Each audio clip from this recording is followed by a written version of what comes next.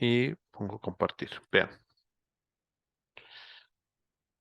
Continuando con la parte de las técnicas y herramientas, entonces ya más o menos nosotros revisamos todo el tema de, por ejemplo, la encuesta, revisamos un poco lo que es el tema de la observación. En términos generales, lo único que yo quiero que les quede bastante claro es que cuando hablamos de técnicas de investigación, quitarnos la idea de relacionar una técnica únicamente a un elemento concreto, porque una técnica en sí no es el elemento concreto. O sea, que cuando hablamos, por ejemplo, de encuesta, no estamos hablando que una encuesta es en sí el formulario de las preguntas. No, no. La encuesta es toda una serie de procesos. O sea, es un conjunto de actividades, de pasos que metodológicamente se deben realizar y llevar a cabo para de esa manera alcanzar un objetivo meta. ¿Cuál sería el objetivo meta en este caso? Bueno, el objetivo meta en este caso tiene que ver con eh, lo que ustedes se planteen o para lo que la finalidad para lo cual quieren la técnica.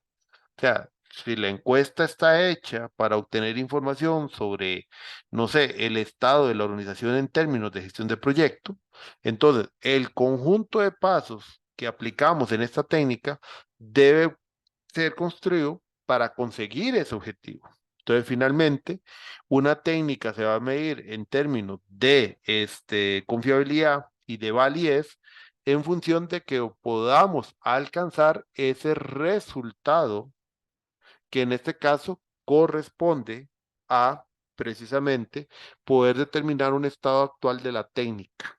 ¿Ven? Entonces, esa es la parte importante, que la técnica cuando la construyamos seamos lo más objetivo posible, mantengamos un orden, lo podamos sistematizar y de tal manera podamos alcanzar el objetivo que nos planteamos para dicha técnica de investigación. Ahora bien, el tema que vimos un poco que la observación, por ejemplo, no era una observación simplemente de una actividad espontánea, sino que en realidad es una actividad sinceramente bien estructurada, bien organizada, una actividad claramente sistematizada y que también, igual que cualquier técnica, va a cumplir un objetivo, pero que también hay diferentes mecanismos para aplicarla, porque la idea es que sea lo menos invasivo posible, pero la misma técnica de observación puede permitirnos a su vez aplicar otros elementos de triangulación que nos llevaría a constatar los resultados, pero como les digo, todo va a depender de la manera y el sistema o el proceso que ustedes hayan definido para la técnica. Ahora bien, lo de la encuesta, como lo hablamos, la encuesta realmente es todo un proceso. La misma creación de los instrumentos conlleva todo un proceso. O sea, cada etapa, cada fase que uno aplica, ya sea para hacer la técnica, ya sea para hacer la entrevista, cada una de estas etapas, cada una de estas conlleva un trabajo por parte del investigador o la persona investigadora para realmente alcanzar la meta, porque por ejemplo, la encuesta, sí, solo hacer la guía no es fácil y ahorita lo vamos a ir viendo y practicando de una vez al hacer un ejemplo. Eh, Definir la población y muestra, que lo hablamos en la parte de sujetos, es un proceso mental, un proceso de entendimiento de los conceptos de población, muestra, elementos probabilísticos y estadísticos también, dado caso, para poder definir cuál es mi mecanismo ideal y en qué punto estoy yo, digamos, para poder tener la mejor información posible. Entonces, cosas que normalmente no hacemos, como por ejemplo, realmente saber este, a quién les voy a preguntar y demás, surge precisamente el análisis de la técnica y de los pasos que debemos ir realizando. Entonces, vean que cada paso en sí lleva un esfuerzo. Ahora, el tema también importante y el tema a considerar es que cada técnica como tal tiene un esfuerzo mayúsculo a realizar.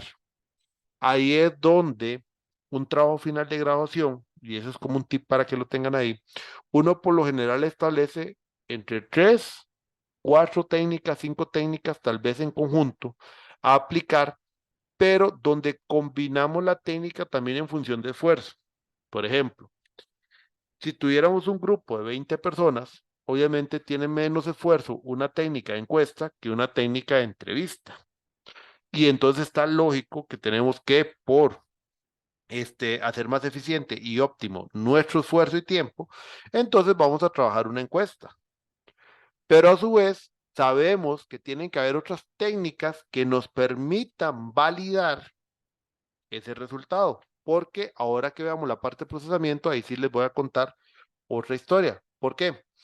Porque en realidad sucede que nosotros no podemos quedarnos únicamente con una técnica como tal. Ahí es donde viene el trabajar con un conjunto, un banco de técnicas, porque ese conjunto o banco de técnicas nos va a permitir poder hacer una validación entre ellas. Y así podemos constatar que no hayan algunos resultados con sesgo o no hay un sesgo por X o Z manera. Por ejemplo, yo siempre pongo este caso. Ustedes han notado, tal vez en sus grupos de trabajo puede ser que la cultura no sea así, pero hay culturas de trabajo donde por lo general si ustedes agarran a los empleados, todos los empleados, sin las jefaturas, sin los responsables, coordinadores y demás, los empleados dan mucha información, trabajando técnicas grupales. O sea, ¿qué es lo que pasa? Que digamos que al sentirse todos bajo un mismo rango, un mismo nivel, digamos, todos como empleados raso, entonces, al tener todos el mismo nivel, ellos deciden o toman mayor confianza para poder dar respuestas. Pero cuando en estos grupos tipo focus group también incluimos adicionalmente a los coordinadores y las jefaturas, ¿qué pasa? Que normalmente cuando los empleados ven que hay un nivel superior y sobre todo tal vez un tomador de decisión, caemos en el hecho de sentirnos, no es que no como, sino que caemos en el hecho de que no hay una confianza, o sea, se pierde tal vez el ambiente de confianza porque consideran que pueden haber represalias y entonces el tipo de respuesta que se puede obtener en este tipo de focus group termina siendo diferente. Entonces ahí es donde, por ejemplo, nosotros no podemos trabajar solamente una técnica grupal, porque establecimos un método donde queríamos incluir a todo el mundo viéndolo de una manera democrática, pero tal vez nos falla el método y ahí entonces es donde ocupamos otras técnicas. ¿Por qué? Porque entonces ese focus group, sabiendo ese condicionamiento que pudo haber sucedido, que no nos dimos cuenta inicialmente, puede llevar a un cierto sesgo donde lo importante entonces sería alguna otra técnica que nos permita complementar o validar si ese sesgo puede ser salido de nosotros o realmente no se dio un sesgo. Entonces, ahí es donde en realidad utilizamos lo que decimos un banco de técnicas para poder validar los resultados. Ahora bien, el otro punto que les iba a decir con el tema de la validación. La investigación no va a ser perfecta. Entonces, tampoco es que tienen que tomarse mucho tiempo en tratar de ordenar este banco de técnicas o de preguntas porque no va a salir perfecto. Entonces, si hay que tener un análisis y si hay que tener un muy buen cuidado, estamos de acuerdo en el desarrollo propiamente de las técnicas y un trabajo objetivo, también tienen que considerar que esto no se vuelva un bloqueo como tal y que por quedarse tratando de resolver este bloqueo no avancen en el trabajo, porque aquí también es un tema de tiempo y el tema de tiempo incluye sobre todas las maneras que ustedes puedan ir avanzando y obteniendo resultados. Entonces, quiero que tengan en cuenta ese balance. Hay que eficientizar el esfuerzo que podemos hacer en esto, pero a su vez tenemos que ir avanzando en el tiempo y si se presenta algún escollo o demás, tenemos que irlo resolviendo. Entonces ustedes puedan encontrar dentro de su desarrollo del trabajo como elementos que compensen una situación con otra. Porque, como les digo, tal vez, no sé, somos confiados de que creemos que hay una cultura donde somos muy democráticos y todo el mundo tiene confianza y entonces, por ejemplo, hacemos un focus group que incluimos hasta las jefaturas, pero ya en la realidad, ejecutando la actividad, nos vemos que se genera un sesgo. Entonces ahí es donde tenemos nuestro banco de actividades, entonces ahí están los contrapesos. Entonces así es como funciona. No quiero adelantarme más para no entrar a la parte de procesamiento, sino más bien como avanzar un poquito para ver otros tipos de técnicas. Entonces, terminamos en la entrevista, la revisión bibliográfica ya la habíamos visto, ampliado, esto sí es una técnica más que todo individual de ustedes, como investigadores en fuentes de información, y lo del tema de la estrategia, y sobre todo un cuidado que deben de tener, siempre tienen que ser cuidadosos con lo que redactan. La redacción final de los resultados influye mucho en el entendimiento del proyecto. Por lo tanto, es importante que ustedes en su redacción siempre redacten, revisen, vuelvan a redactar hasta que sean conscientes que la redacción realmente está estableciendo un verdadero sentido lógico de ideas. Este análisis de contenido lo vemos después. Otra cosa importante a considerar, vean, sobre todo en aquellas técnicas que son muy asociadas a encontrar valoraciones. Eh, tenemos los escalamientos tipo Likert, tenemos los diferenciales semánticos, escalograma de Goodman y otras técnicas que son casi que en el mismo sentido. ¿Qué es lo que hacen estas técnicas que están dentro, incluidas en el pensamiento de la generación de creación de preguntas, de valoración después de las respuestas? Cuando estamos pensando en esa, precisamente con el objetivo también de hacer eficiente nuestro esfuerzo, tendemos a veces también a caer el error de solo hacer preguntas cerradas. Y uno de los modelos que existe para encontrar una mejor valoración o lo más cercano posible a esta valoración es, lo más cercano posible a esta valoración es tratar de codificar las respuestas tal vez en ciertos niveles aceptables o tratarlo de codificar en algunos elementos que nos permitan reducir la valoración del análisis, lo cual no es incorrecto, pero tampoco abusar de eso. Entonces, por ejemplo, ¿qué es una escala Likert?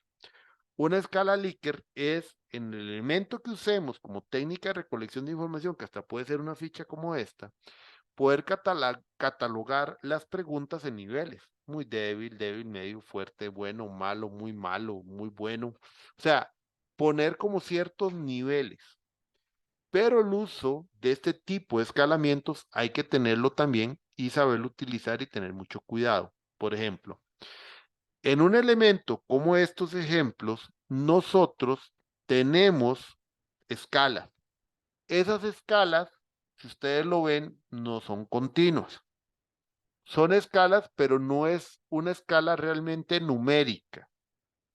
Es una escala representativa, donde damos un valor a una cierta valoración con un elemento finito y también discreto para poder transformarlo en una opinión.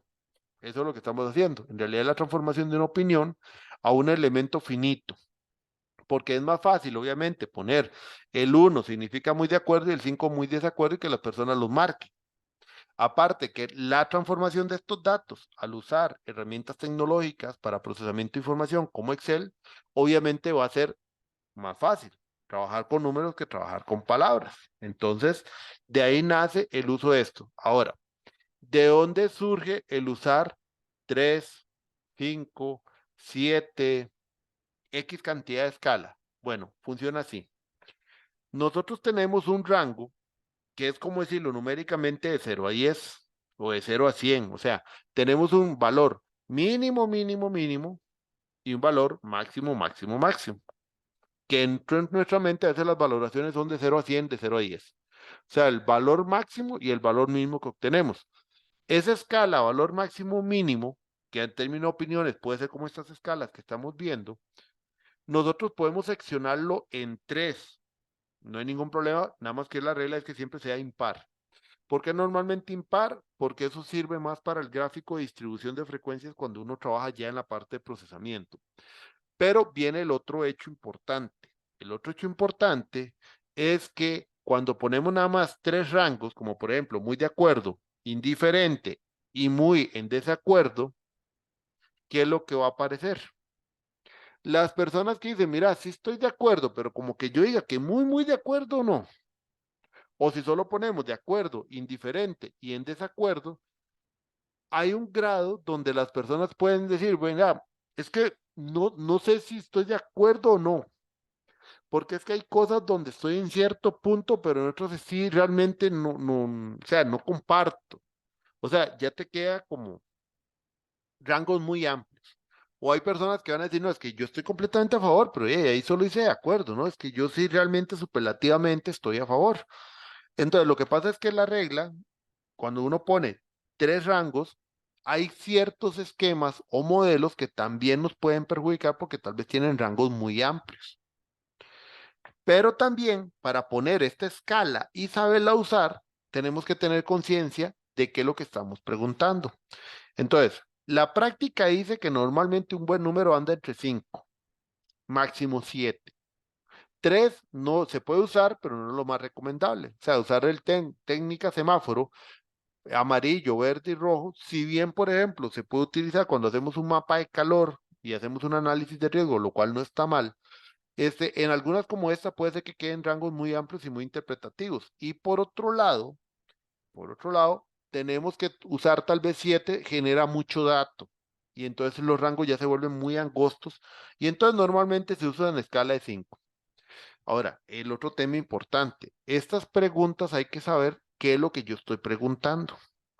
Porque, por ejemplo, a veces hay preguntas que tienen rangos no en función de muy de acuerdo indiferente, sino más en función como estos tipos de escalas, ya sea por números o porque nosotros hacemos algunas escalas, como en el semántico o el escalograma de Goodman, donde queremos representar como niveles, pero puede ser niveles asociados a ciertos grupos que sí están en función de algún elemento muy concreto.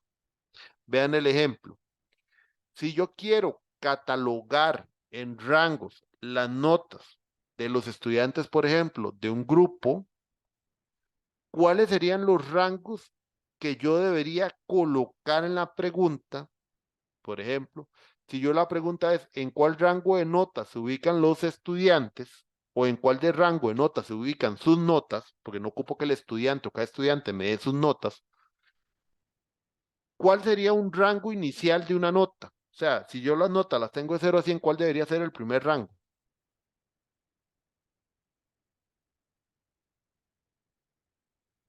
¿Cómo harían ustedes la división de esos rangos de las notas de 0 a 100 para poder hacerlo como por escalas?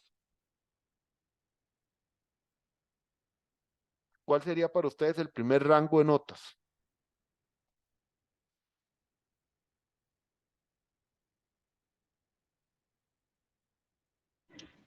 0 a 20 quizás, para sacar las 5.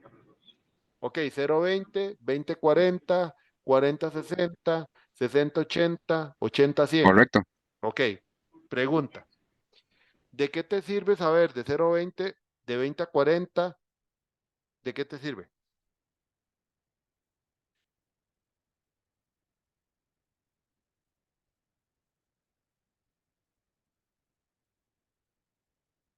¿Me entendió la pregunta?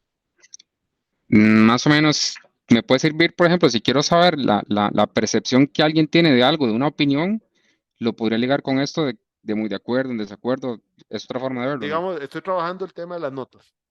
Ahí lo que Ujú. quiero que entendas es esto. De nada me sirve 0 a 40, Ah, ok. porque igual está reprobado. Sí, sí, más bien ahí sería 2 entonces. El rango Exacto. es 0 a De 80, 0, 80, 100. algo así, digamos, puede ser un rango. Digamos que Ya. supongamos que estamos en el colegio. El colegio, recuerde que de 60 a 70 es ampliación. Entonces me sirve saber de 0 a 60, porque todos los de 60 para abajo están quedados, ¿verdad? No llegando a 60, o sea, sería menor que 60. Entonces, de 0 a 60, de ahí para abajo, ese es mi rango número uno, todos están quedados. Mi segundo rango sería de 60 a 70, no incluyendo, menor a 70, porque esas serían las personas, si no hay redondeo, ¿verdad? Y esas serían las personas o estudiantes que están en ampliación. Mi tercer rango puede ser de 70 a 30 o puede ser que yo tenga un rango, por ejemplo, de 90 a 100, donde, por ejemplo, son eximidos. Entonces hago un rango de 70 a 90 y el otro rango lo hago de 90 a 100. Entonces, entendiendo mi dato, en un caso como ese, hago 4 rangos. No hago 5, hago 4, porque esos 4 sí me representan datos que después me van a aportar valor, porque digamos, si yo tengo un grupo de 30 que yo no soy el profesor, digamos, yo nada más llego e investigo para conocer su rango de notas y tengo 30 y 10 me dice que están entre 0 y 60, entonces ya sé que el 33% está quedado. Ya lo ubiqué, que ahí está el rango. Otro rango puede ser el de 60 a 70 para saber cuánto fueron la convocatoria y cuántos son, digamos, ya el grupo de ¿cómo se llama? De eximidos. Entonces ahí el rango como tal va a depender mucho, el rango como tal depende mucho del tipo de dato como tal. Entonces yo tengo que entender qué es lo que yo estoy consultando o estoy preguntando y en función de qué lo estoy consultando o qué le estoy preguntando. Entonces, estas escalas de Likert pues, son valorativas y demás, pero esas escalas de Likert hay que entenderlas, porque también yo debería entender qué es lo que yo quiero conseguir de la información para valorar si el rango es de 3 de 5 si son rangos simétricos o hasta asimétricos. Porque después esto no se traduce, y ahí va la segunda parte de la explicación. Estos valores son discretos. Todos tenemos claro a qué me refiero con valores discretos. Todos tienen la claridad de qué significa tener un rango de valor o que los valores sean discretos.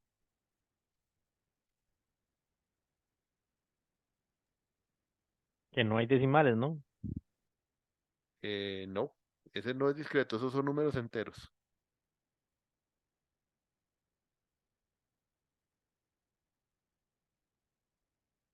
¿Qué son valores discretos?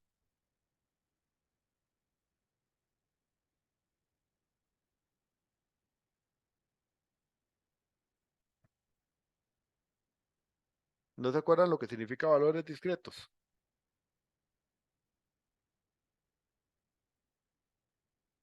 No. Un valor discreto es porque son valores que solo toman ciertos valores específicos.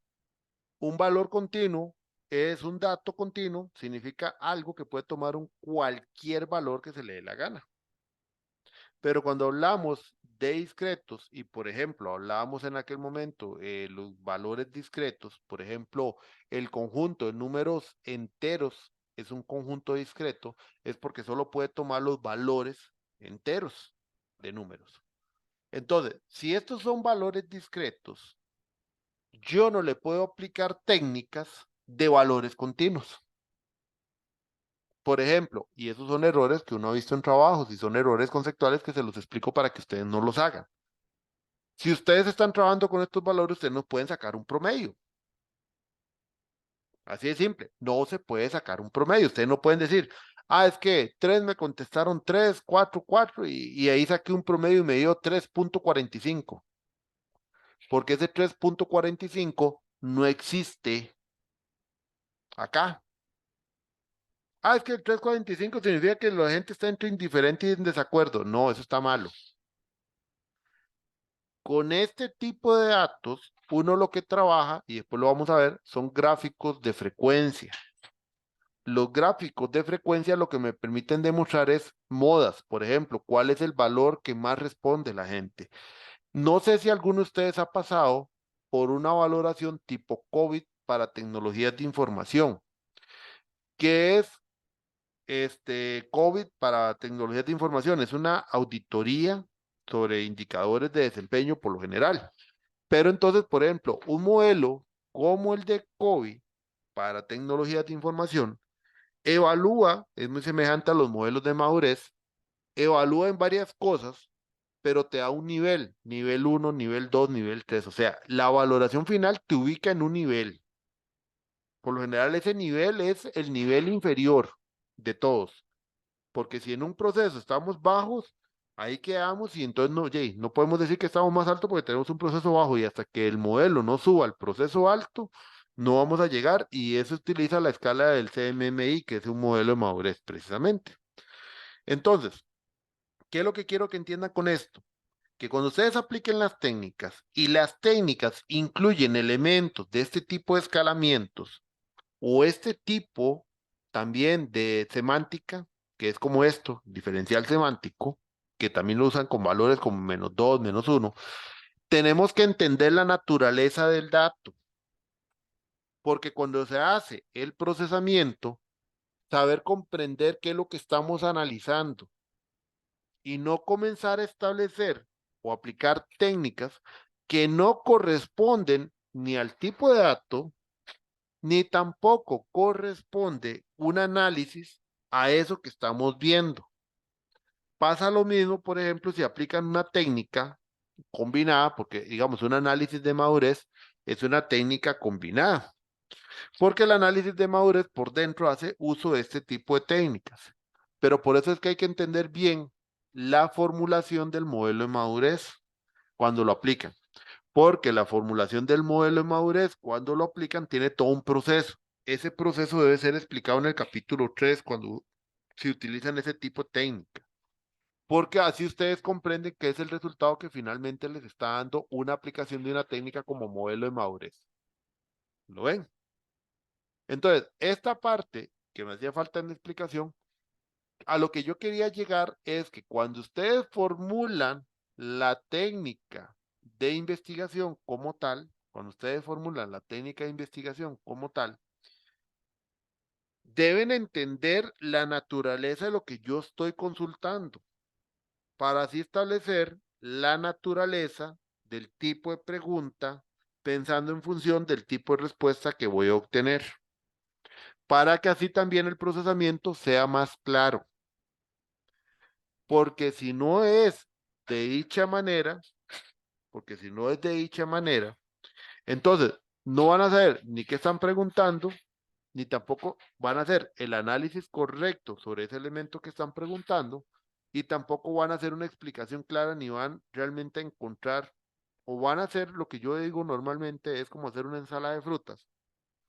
Todo lo combinan, pero no saben realmente cuál es el resultado, porque desde que viene la formulación de la técnica, no establecieron con claridad qué era lo que a mí me interesaba preguntar. Entonces, a eso es lo que quería llegar con las escalas de Likert y este tipo de elementos diferencial semántico o todo aquel elemento que usemos para simplificar, lo cual, insisto, no está mal, pero hay que saberlo utilizar. ¿Por qué? Porque por otro lado, si usamos únicamente técnicas abiertas completamente, o sea, preguntas en una entrevista solamente para que desarrollen los entrevistados y estas personas desarrollen sus ideas y sigan y sigan y sigan, lo que van a obtener es mucho texto y también se complica el análisis del texto. Por ejemplo, imagínense que ustedes hicieron una encuesta a 20 personas y todas las preguntas son abiertas, sí, son preguntas ideales para obtener información de más. Pero si todas fueran también abiertas, imagínense lo que es procesar 20 respuestas, si fuera una sola pregunta, para analizar de esas 20 ideas similares que van a mencionar con palabras distintas. Entonces ahí es donde tienen que encontrar un balance. Pero tampoco sirve hacer solo preguntas cerradas, porque por ejemplo, si todas las preguntas cerradas fueran sí, no, Dios guarde como lo hizo un alumno una vez. Sí, no, y quiso ir a poner al capítulo 4 creyendo que era poner diagramas y resultados, y ya y eran puros gráficos pasteles de sí, no, sí, no. Y si ustedes ponen sí o no, lo único que van a tener son combinaciones de porcentajes de sí, porcentajes de no, eso tampoco aporta valor, porque ¿qué significa sí, qué significa no?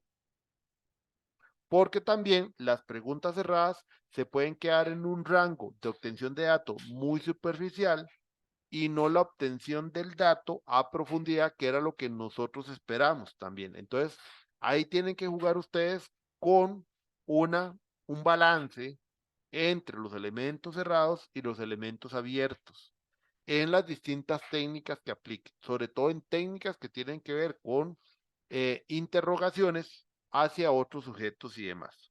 ¿Estamos? ¿Duda o consulta hasta este punto?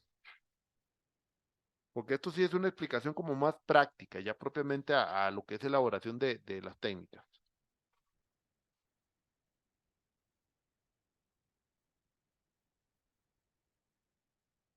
¿Dudas, consultas? ¿Me siguen al momento?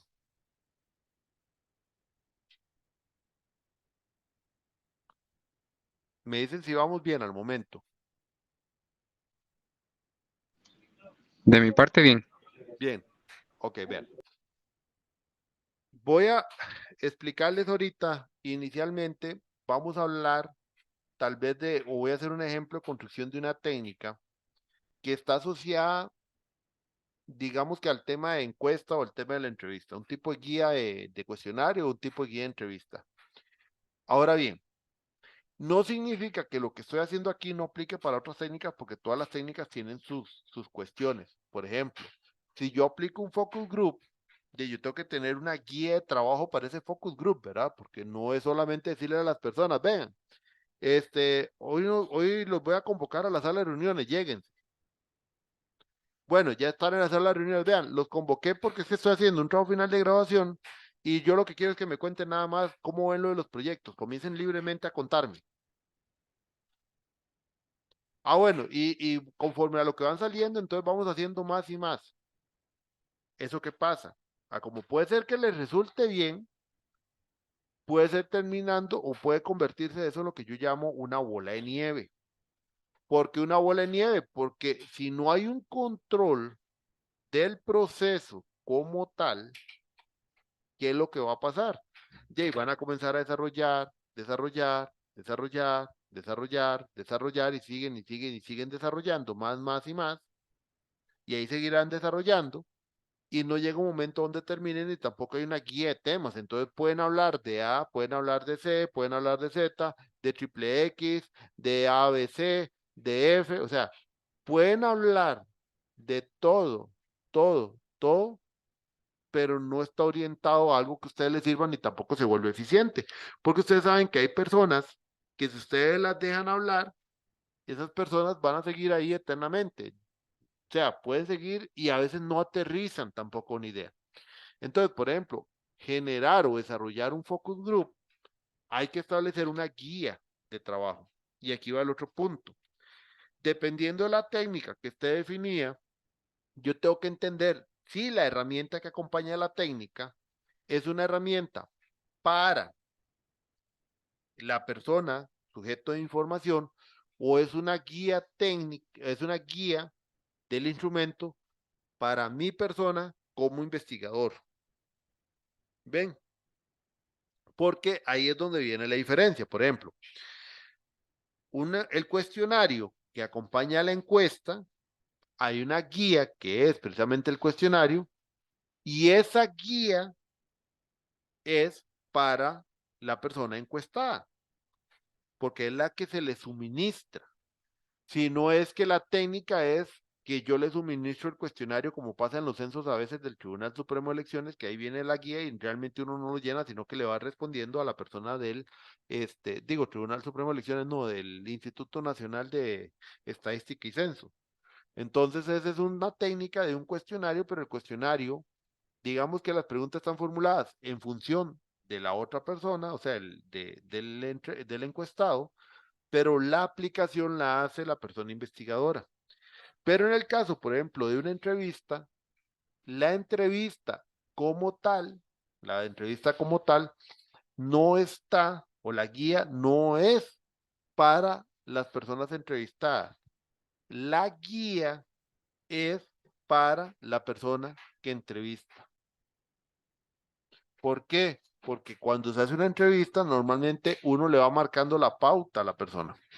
Un focus group, la guía de trabajo del focus group es para la persona que coordina la sesión, no para cada uno. Hay instrumentos que se le pueden dar o otorgar a cada persona que participa, pero la guía de trabajo pertenece a la persona investigadora.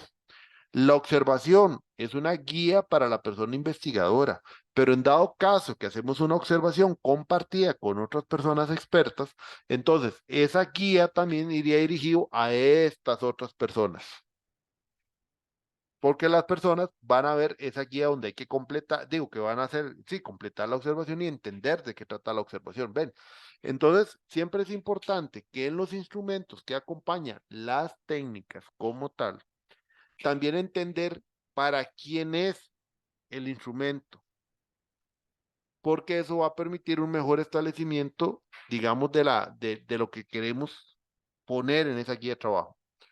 Ok, entonces, También, ¿qué pasa en el próximo curso? Bueno, en el próximo curso les voy a mostrar algo. Un momentito para abrirlo. Acabo de dejar de compartir, pero quiero mostrarles algo.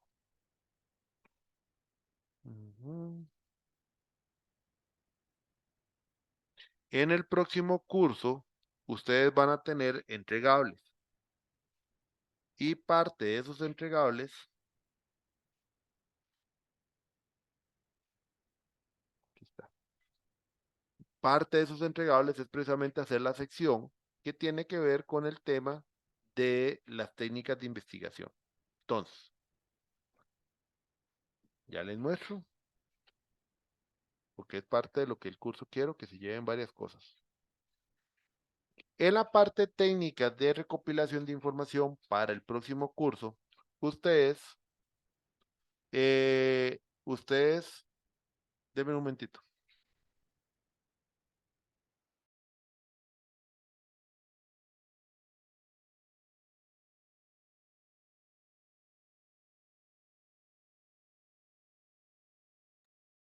Ok, entonces, aquí en esta sección hay que hacer una explicación en prosa de la técnica que uno plantea usar. Esa explicación en prosa es explicando de manera práctica, no es teórica. Quiero que entiendan que el capítulo 3 no es teoría, el capítulo 3 es práctica. Entonces, aquí no van a explicar de qué trata un cuestionario, no. Aquí lo que explican es cuántos cuestionarios van a haber diferentes, porque puede estar relacionados por grupos poblacionales. También, cómo se van a aplicar estos cuestionarios, o sea, cuál va a ser su mecanismo o método de ¿cómo se llama? De aplicación a las personas entrevistadas. Luego de eso, cómo está estructurada la herramienta que acompaña el cuestionario, qué temas abordaría la herramienta, o sea, en función de las categorías, y también cuánto es más o menos lo que se estima puede durar la aplicación del instrumento en las condiciones que se explicaron acá. Eso es lo que va en la explicación de la técnica. Y adicionalmente, pueden agregar un cuadro donde pueden hacer una relación. He visto otros proyectos que hacen todavía más detallado este punto, de preguntas versus las temáticas, y también permite de cierta manera hasta codificar las preguntas o respuestas a partir de las preguntas. Eso en la parte del contenido, propiamente, o sea, en la sección dentro del contenido. Y luego, en los apéndices, van a agregar un instrumento como tal. O sea, el instrumento es la herramienta. Y ahí es donde ahora les decía que antes de iniciar con el ejemplo en el Word, parte de esto es que algunas guías o instrucciones que hoy no dejan de no ser útiles para todos. Siempre son aplicables en todas las técnicas. Siempre son aplicables. Pero por eso es lo importante que ustedes sepan si la técnica en función de quién está hecha, si es para ustedes para guiarse o si es en función de más bien guiar al sujeto de información. Entonces, normalmente lo que debería llevar más que todo por la parte académica, no tanto por la parte aplicativa, pero digamos, si fuera un cuestionario para las personas y no para ustedes, entonces, normal debería llevar un título o un encabezado. El encabezado, ¿qué permite? El encabezado lo que permite es por lo menos darle formalidad. Recuérdense que es un tema de formalidad. Entonces, académicamente, se ve, o cuando uno entrega un documento para que alguien se lo complete, que se le vea una formalidad. Claro, estamos muy claros que si ustedes utilizan herramientas como un Google Forms, no es que hay como muchas secciones, pero igual el mismo Google Forms uno le puede poner una imagen, un pequeño encabezado, que viene a ser nuestro encabezado de la herramienta, pero sobre todo es muy importante que hayan indicaciones también, por lo menos una secuencia de algunos puntos importantes para que el sujeto de información que nos va a brindar la información dentro de esta, ese sujeto de información, pueda tener una mayor confianza de qué es lo que se está agregando aquí. Igual, si es necesario agregar algún elemento para señalar que el resultado o las respuestas aquí no son de carácter ni vinculante, ni tampoco son de carácter para ser considerados por evaluación de la empresa o algo así, porque algunas empresas son así, que si usted no les pone eso, las personas no ayudan. Estas indicaciones precisamente son como los pasos instructivos o elementos que le permitan al sujeto de investigación o hasta ustedes mismos, digamos, guiarse en qué es lo que tienen que aplicar. Si fuera una entrevista, en estas indicaciones también pueden ver algunas instrucciones para ustedes mismos. Por ejemplo, una entrevista como tal, ustedes en la guía pueden poner, no sé, valorar las condiciones del ambiente o establecer un mecanismo de confianza con el entrevistado o X, Y, Z. Luego, esta persona puso el nombre del entrevistado y eso. Normalmente va una parte como información general en este tipo de técnicas que uno va a asociar con respecto al sujeto de investigación, al que nos va a brindar información. Yo por lo general no recomiendo ponerlo el nombre, porque no es que queremos a las personas tampoco tener el nombre de ellos, no nos interesa. Tal vez datos generales de una persona que nos puede interesar, puede ser como los años de laborales en la empresa, si tiene algún grado académico, algún conocimiento en gestión de proyectos, todo va a depender del caso de cada uno. Y después de eso, ya puede comenzar una segunda sección de preguntas. En este caso, este muchacho lanza todas las preguntas en una sola sección. Yo a veces considero que es importante en una herramienta como esta poder seccionar por temas y no solamente poner una sección de preguntas. Él lo hizo por el tema de información general y preguntas, pero mi recomendación es que visualmente, cuando usted comienza a entrevistar a alguien, también es importante mencionarle en cuántas secciones ustedes estructuraron el instrumento o la herramienta y más o menos indicarle que si vamos pasando por sección, irle contando en qué sección va y tener una claridad de cuánto falta. Más también en herramientas a veces tecnológicas. Porque en herramientas tecnológicas a veces las empresas, si la persona está muy saturada, está respondiendo correos de comunicación interna, de recurso humano, que es sobre ambiente laboral y otro poco de cosas, la gente se aburre y ya no responde. Y entonces, como la gente deja de responder, aplicarles una encuesta más va a ser para que las personas no respondan o no van a responder. Entonces, si conseguimos que nos van a ayudar, entonces sería bueno poner las secciones e irles diciendo cuánto falta y cuánto tiempo aproximado, porque así la persona puede seguir y que a veces lo que quieren es terminar lo más rápido posible. Entonces, digamos, lo primordial o lo normal que debe tener una técnica como tal es, primero, un encabezado. ¿Qué es encabezado? Es nada más una formalidad, por ejemplo, digamos, formalidad de la institución, en este caso puede ser lo del TEC, señalar que es para un proyecto de graduación. Ujú. Ya luego viene una sección de instrucciones, pasos a seguir para completar el instrumento y a su vez, no solo completar el instrumento, sino que también a su vez, instrucciones sobre el propósito del, de la técnica o del instrumento de la técnica. ¿Ven? Entonces, eso es la parte de instrucciones. Normalmente cosas que uno pone es, por ejemplo, este, este instrumento tiene como propósito la obtención de una perspectiva sobre, no sé, la madurez de la organización en gestión de proyectos sin ser un diagnóstico. Pero entonces son como instrucciones y algunas valoraciones, sin ser un diagnóstico.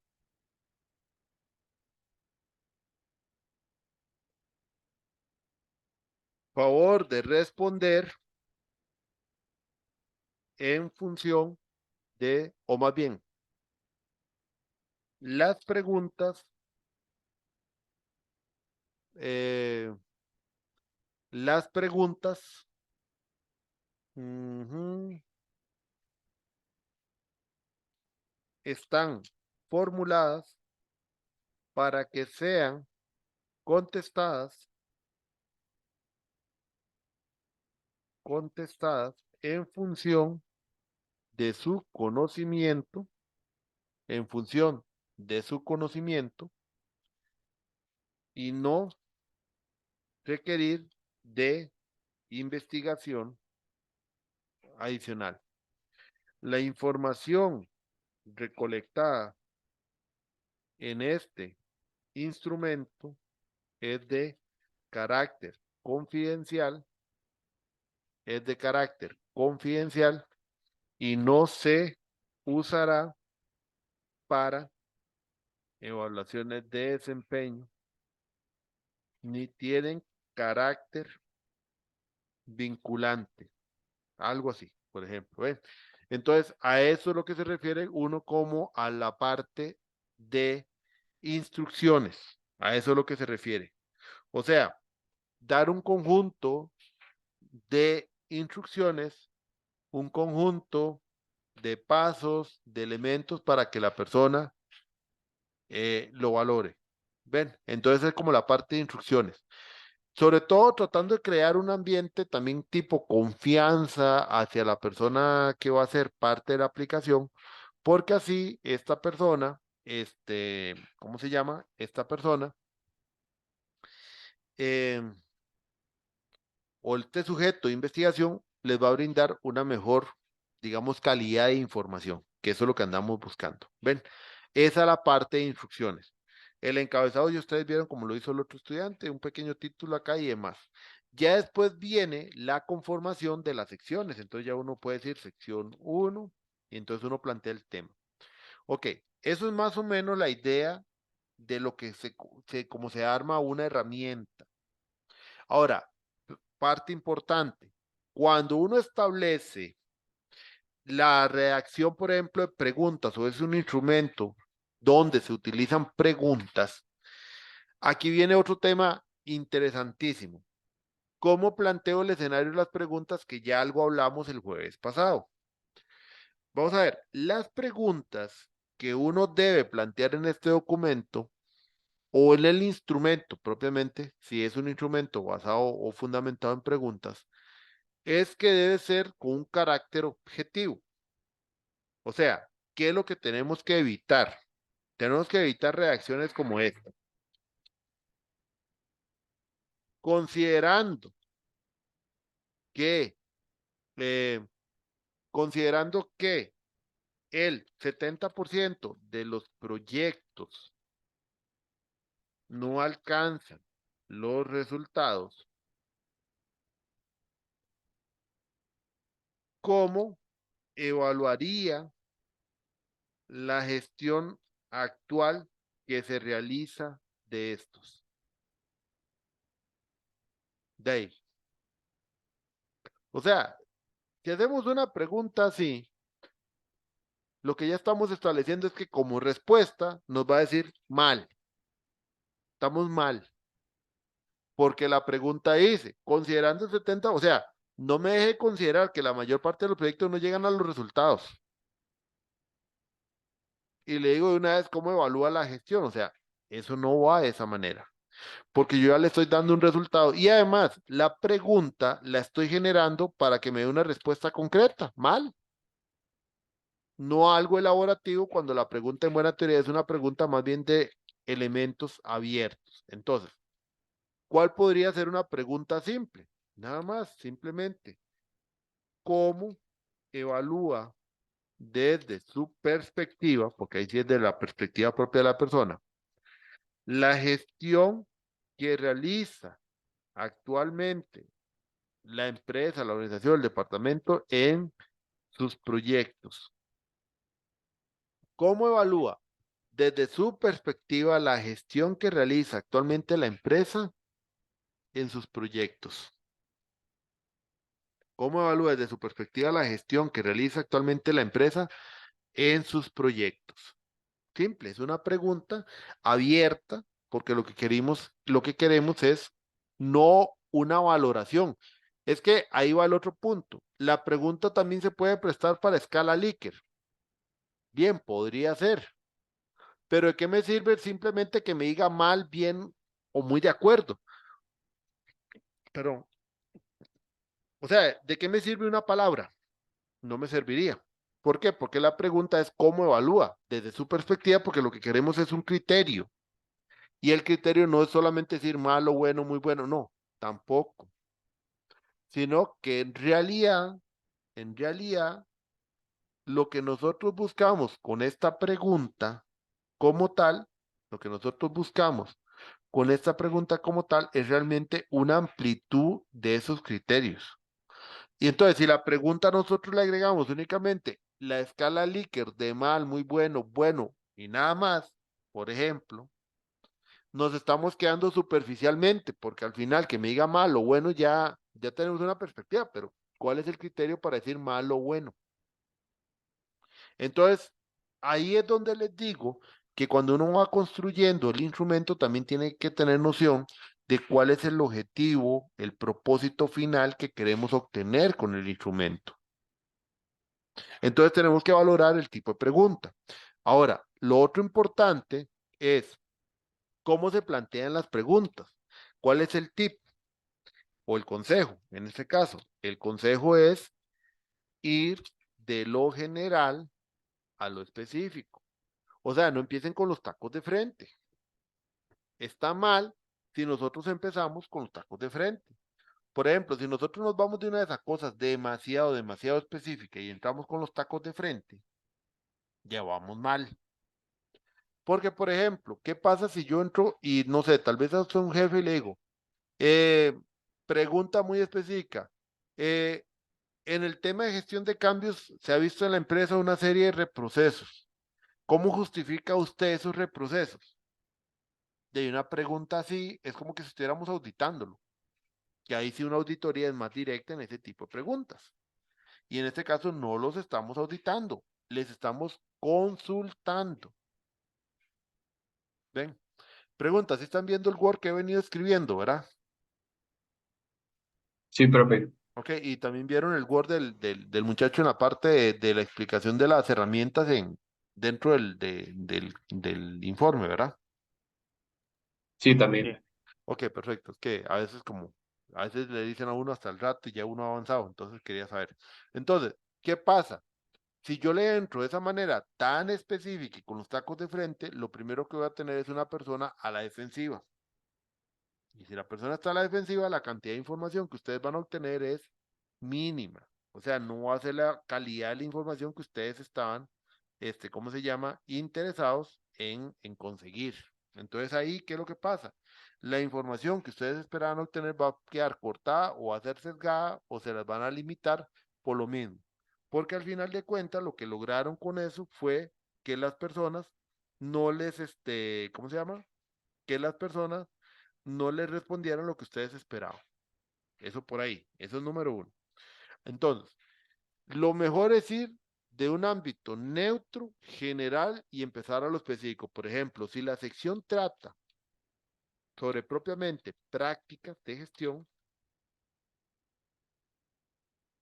de proyectos, ustedes no le van a preguntar de una vez, ¿usted conoce de marcos de gestión? Porque también ahí lo estaríamos sesgando.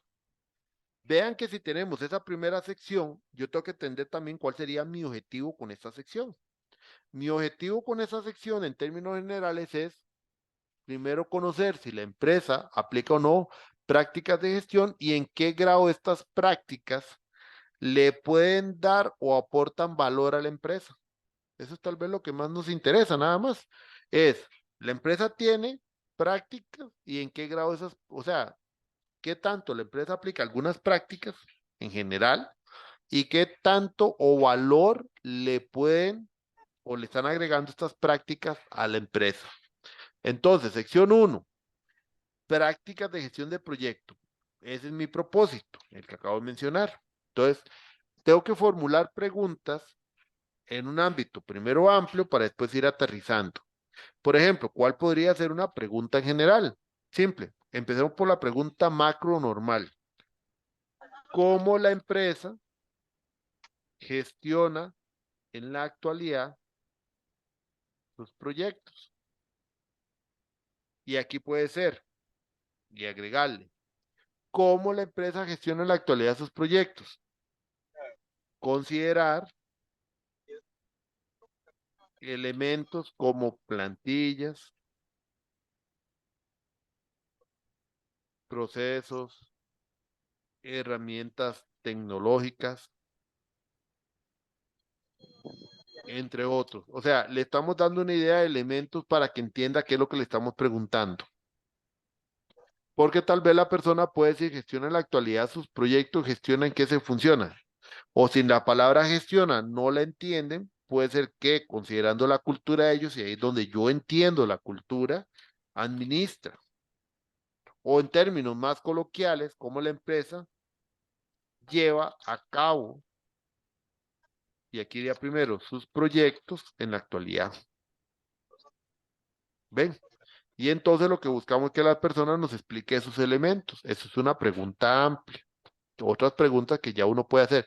Digamos que ahí siguen otras preguntas, pero ya después podemos comenzar a aterrizar unas preguntas más cerradas. Por ejemplo, ¿qué podría ser una pregunta cerrada? De las siguientes prácticas en gestión de proyectos, ¿cuáles cree usted que aplica la empresa? Y vean, aquí es donde viene también un consejo. No es un marco específico, sino que es, por ejemplo, uno puede poner aquí un tipo de checklist, por ejemplo, y uno va agregando, no sé, elementos como este documento formal de inicio. Entonces uno le pone sí, no, y también le puede poner especifique, o sea, para que nos dé un nombre específico, ¿cómo le llaman? Acta de constitución, contrato, no sé, porque unas empresas no hacen un acta de constitución, pero puede ser que hagan un contrato con alguien.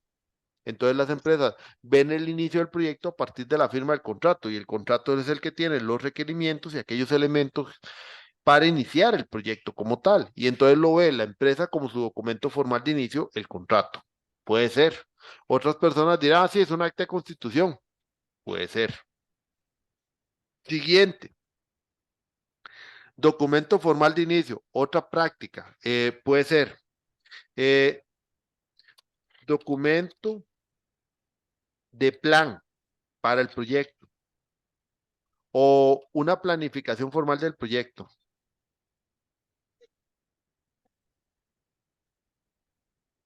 Entonces, sí, no. Y le podemos poner específico, o sea, si es un plan o algo así, no sé cómo le llamarán, porque algunos le podrán llamar distinto.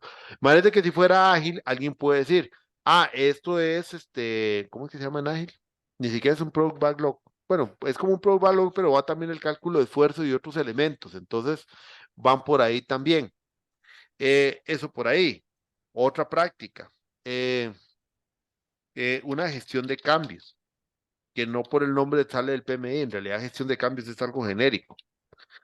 Sí, no, especifique. Entonces aquí nos puede decir si se usa una plantilla o si se usa un proceso formal, no sé.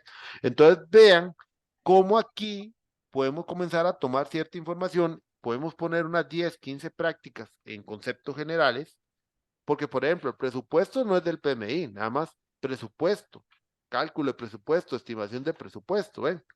Y después, ya abajo pueden poner indique otras prácticas que usted considere que la empresa tiene. Y entonces le dejamos un espacio libre. ¿Por qué? Porque con la pregunta anterior, ya el sujeto de información ya tiene una idea o noción de qué es lo que le estamos consultando. ¿A qué nos referimos cuando hablamos de prácticas? No lanzarle, y ahí es donde vean el punto, vean que hay uno en general no le lanza de una de las preguntas que me indique prácticas, porque otro tema que también tenemos que tomar en consideración es, si ustedes en su momento, si ustedes en su momento, ya vieron que la empresa hasta cierto punto no tiene, o digamos, la persona como tal no tiene conocimiento en gestión de proyecto, tampoco podemos entrar de una vez, ustedes tampoco pueden entrar de una vez a preguntarles elementos muy técnicos porque tal vez no van a entender ni qué es lo que están preguntando o tal vez le podrás dar una respuesta, no sé, en función de un conocimiento técnico, pero que corresponde a otra área. ¿Ven? Entonces, ¿qué es lo que pasa así? ¿Qué es lo que pasaría en un caso como ese? Ya que la persona va a comenzar a responder, pero va a quedar, vamos a quedar sesgados o vamos a quedar perjudicados porque tal vez la pregunta o lo que la persona no responde, ni siquiera tiene noción realmente qué nos está respondiendo. Ahí es donde uno tiene que pensar y estructurar muy bien las preguntas y llevar una buena planificación y ir viendo los temas y así considerar qué voy agregando. Ahora, ¿hasta dónde llega el grado de preguntar? Por eso es importante la planificación. Por eso es importante que ustedes planifiquen esos resultados, que planifiquen, digamos, esas preguntas y que planifiquen muy bien la temática en general que ustedes consideran que es lo que están consultando, porque entonces ese tipo, digamos, de relaciones les va a permitir una mejor estructuración de las preguntas y un mayor orden.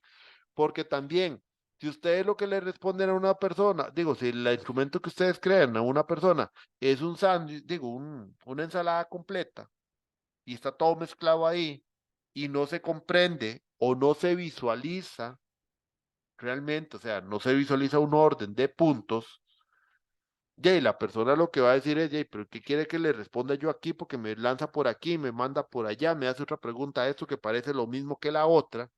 Y por eso es muy importante hacer una optimización de esto. También considerando el tiempo que finalmente les van a otorgar a ustedes, estos sujetos de información, para la realización o que ustedes puedan realizar o obtener la mayor cantidad de información posible. O sea, realmente los tiempos son muy cortos, normalmente no les van a brindar mucho, entonces también tienen que ser muy eficientes en la cantidad de preguntas. Y vean cómo este tipo de preguntas, aquí combinamos un poco de todo, unas preguntas cerradas, otras preguntas abiertas, y aquí es donde también podemos incorporar algunos elementos del Likert en una cuestión como esta más abierta, porque aquí también podríamos incorporar algunas preguntas en función del Likert, ya sea usando algún otro criterio que no solo sea el sencillo como bueno, muy bueno, malo, sino puede ser alguna otra escala que ustedes consideren que se puede utilizar. ¿Ven? Entonces, eso en esa parte. Otro elemento a considerar también, ustedes dependiendo de la cultura que tengan, tendrán que valorar qué tipo de preguntas les gusta más a ellos o en función de qué tipo de información les pueden brindar más.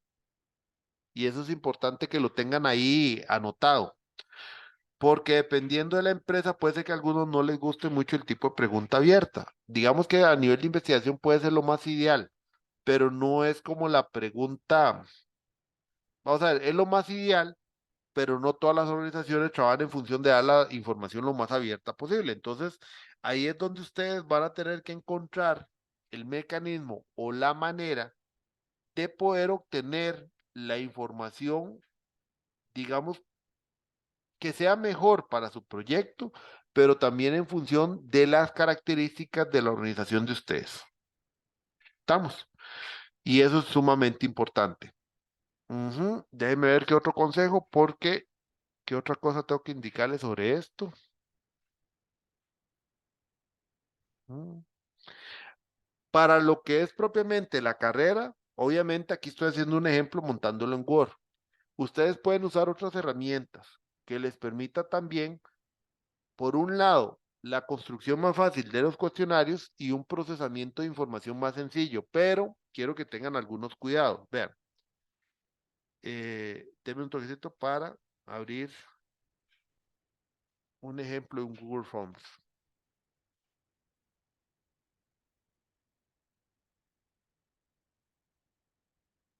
Ujú.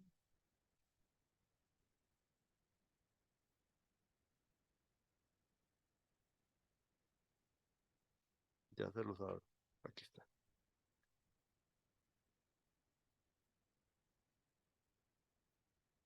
Ya les digo. Un momentito.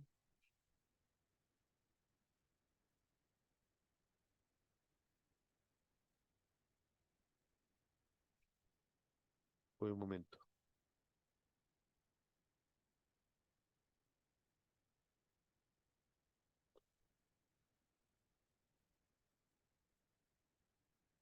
Ok, vean. Nosotros como carrera también permitimos que ustedes utilicen la herramienta que quieran de su aplicación. Por ejemplo, este es un Google Form que aplicamos en la otra carrera que yo trabajo en la UNED. La herramienta de Google Forms les permite obtener ciertos gráficos. O sea, ya aquí viene unos ciertos gráficos que la misma herramienta les permite construir en función del tipo de pregunta. O sea, por ejemplo, si es una pregunta abierta, no sé, por ejemplo, algo más como esta pregunta 8, lo que hace Google Forms finalmente es ponerle todas las respuestas, todas. Si es una pregunta que está asociada a un elemento tipo, como este tipo de matriz, donde valoramos algunos elementos en una escala Likert, el mismo elemento les va a arrojar un gráfico como este. Pero, digamos que lo que presenta automáticamente es el gráfico estándar. Si en dado caso ustedes quisieran, y ahora sí, trabajar y hacer gráficos dinámicos, lo que se baja como base de información es esto. ¿Y qué es esta base de información? Ustedes dirán, ¿qué carajos es esto? Muy simple. Pregunta número 10 está aquí arriba. Estas son las respuestas del sujeto 1, 2, 3, 4, 5 y 6. O sea, esas son las respuestas de cada uno de los sujetos que le dice la fecha, el día que entró y la hora.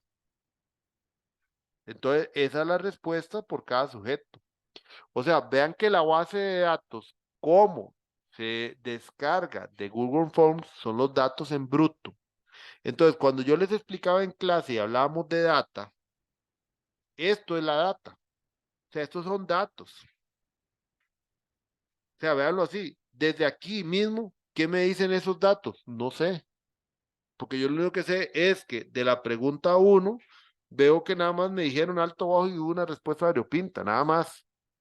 El procesamiento es lo que me lleva a entender, realmente el procesamiento es lo que me lleva a entender si aquí hay una tendencia. Pero, por ejemplo, si yo quiero ver preguntas que pueden relacionarse como uno, considerando su experiencia, cuáles considera debe ser parte del perfil de los profesionales de telecomunicaciones, porque estamos preguntando sobre competencias y habilidades, y yo lo quiero combinar con, por ejemplo, elementos técnicos como conocimientos técnicos, entonces yo tengo que ver cómo mezclo esa columna que me da una serie de respuestas con esta otra columna, y entonces yo tengo que trabajar con esa base de datos porque la base que me da es así en bruto. Y vea que por cada elemento que se les puso dentro de la matriz de respuestas, pues aquí estoy viendo el resumen, pero si yo me voy a la pregunta, vean que lo primero era una cuestión que traía 10 o 15, no sé cuántas competencias, vean que aquí dice, la primera, esta tiene que ver con diseño. Esta segunda, la misma pregunta uno, pero con aprendizaje. Esta pregunta tiene que ver con comunicación, pero es la misma pregunta uno, porque la pregunta trae todos estos componentes. Entonces, cada columna tiene que ver con cada uno de estos componentes. Entonces, vean cómo eso es data, porque en sí, porque en sí, esa data, yo de aquí todavía no sé nada hasta que no la procese. A eso es lo que nos referimos con data de información. Entonces, ¿por qué quería mostrarles esto? Porque también ustedes tienen que tener esa conciencia. La conciencia de que sí, las herramientas Son muy útiles porque nos facilita su aplicación y eso. Pero los gráficos, por ejemplo, que tenemos aquí, que es un tema de presentación de resultados, son los básicos. Pero si yo escupo hacer un análisis más profundo, entonces yo debo combinar preguntas y gráficos. Porque, por ejemplo, si yo le pregunto aquí a la persona cuáles de esas prácticas considera que la empresa tiene y cuáles le aporta más valor en otra pregunta, yo tengo que combinar entonces las dos preguntas, porque entonces puede ser que me dé cuenta que hay gente que aporta o cree que una práctica específica, como no sé, gestión de cambio, aporta mucho valor, pero por otro lado, hay gente que ni siquiera conoce que existe eso. Entonces hay personas que creen que no existe nada y otras que conocen que dice que aporta mucho valor y ese resultado serían tal vez muy importante de notar porque entonces tenemos los dos extremos, pero para eso te ocupamos combinar ambos, ¿cómo se llama? Ambas preguntas. Y entonces ahí ya no es un tema de lo que la respuesta me aparece en el Google Forms y listo, no. Lastimosamente, entonces ocuparíamos ya si entrar un poquito más a detalle, trabajar con esta data y poderla combinar. Pero ahí hay otras herramientas que tal vez algunos tengan acceso que les muestran los resultados tal vez de una manera o esta data un poquito mejor. O sea, ¿a qué me refiero con un poquito mejor? Como más amigable. Porque así como está esto, obviamente no es amigable. Por eso es importante que conozcan el trasfondo, porque yo no sé si ustedes han usado Forms y si conocían esto. Yo no sé si ustedes sabían cómo se descarga esto para que vean cómo entrega Forms al final los datos. Pero ese era el punto importante para que ustedes tengan una noción de cómo trabajan estas herramientas. ¿Duda, consulta?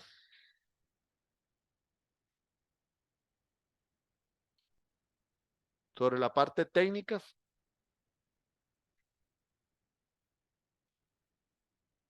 dudas, consultas,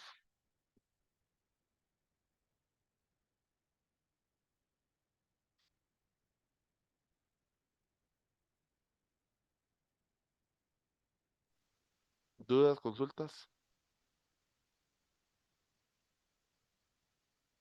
No, comentarios, profe. ninguna. ¿Está claro todo el tema entonces?